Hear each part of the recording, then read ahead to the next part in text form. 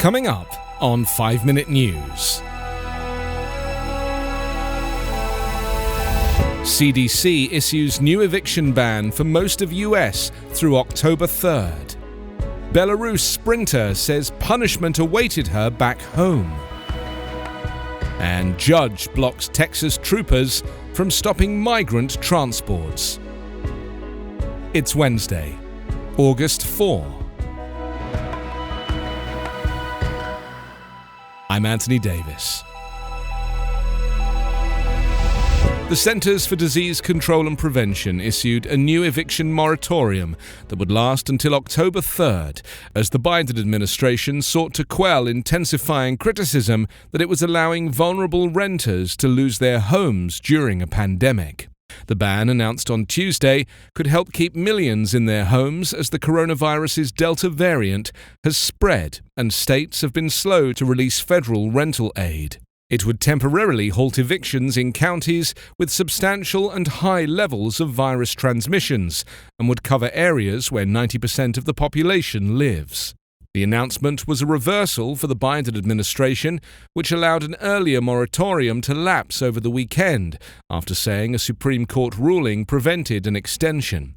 That ripped open a dramatic split between the White House and progressive Democrats, who insisted the administration do more to prevent some 3.6 million Americans from losing their homes during the COVID-19 crisis. Speaking at the White House on Tuesday, Biden said he pushed the CDC to again consider its options, but he still seemed hesitant as to whether the new moratorium could withstand lawsuits about its constitutionality, saying he has sought the opinions of experts as to whether the Supreme Court would approve the measure. The president added that the moratorium, even if it gets challenged in court, will probably give some additional time for states and cities to release billions of dollars in federal relief to renters. Top Democratic leaders joined Representative Cori Bush, who's been camped outside the U.S. Capitol for several days. The freshman congresswoman once lived in her car as a young mother and pointed to that experience to urge the White House to prevent widespread evictions. A Belarusian Olympic sprinter who had a public feud with officials from her team at the Tokyo Games said on Tuesday that they made it clear she would face punishment if she returned home to an autocratic government that has relentlessly stifled any criticism. Waiting to leave Japan to seek refuge in Europe, Kristina Simanouskaya said she hopes she can continue her career, but for now her safety is the priority. After she criticized the management of her team on social media, she accused officials of hustling her to the airport and trying to put her on a plane back to Belarus. In the dramatic standoff, several countries offered help, and Poland granted her a humanitarian visa on Monday. She planned to fly to Warsaw and was seen in Tokyo on Wednesday morning entering Narita International Airport surrounded by an entourage. Team officials made it clear that upon return home, I would definitely face some sort of punishment, the 24-year-old sprinter said in an interview from Tokyo.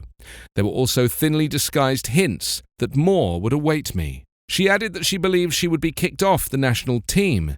She hopes to be able to continue running once she has reached safety.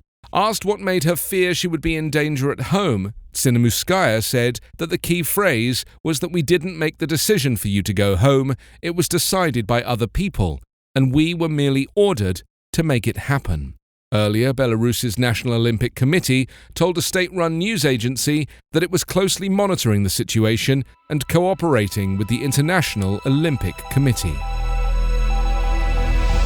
A federal judge on Tuesday blocked Texas from allowing state troopers to stop vehicles carrying migrants on the grounds that they may spread COVID-19, as worries and new cases are rising along the U.S.-Mexico border. The temporary order by U.S. District Judge Kathleen Cardone of El Paso is at least a short-term victory for the Biden administration, which had warned that Republican Governor Greg Abbott's plan would create more problems amid high levels of summer border crossings in Texas, particularly in the Rio Grande Valley, which one U.S. official called the epicenter of the current surge. In a sign of the growing strain, local officials there who have rebuffed Abbott's hardline immigration actions to jail border crossers and build a new barrier declared a local state of disaster this week as COVID-19 cases climb and capacity at migrant shelters is stretched. Cardone said Abbott's directive would have had the effect of exacerbating the spread of COVID-19. She scheduled another hearing for next week. Critics have accused Abbott, who is up for a third term in 2022, of trying to deflect blame for Texas's rapidly surging COVID-19 numbers on migrants, as he rejects calls to reinstate mask mandates and other pandemic restrictions.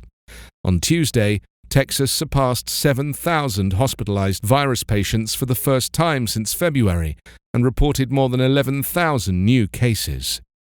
Abbott last week had authorized Texas's growing presence of state troopers along the border to stop any vehicle upon reasonable suspicion that it transports migrants. Troopers could then reroute vehicles back to their point of origin or impound them. Civil rights groups and immigration advocates have expressed concerns that the directive to troopers could invite racial profiling.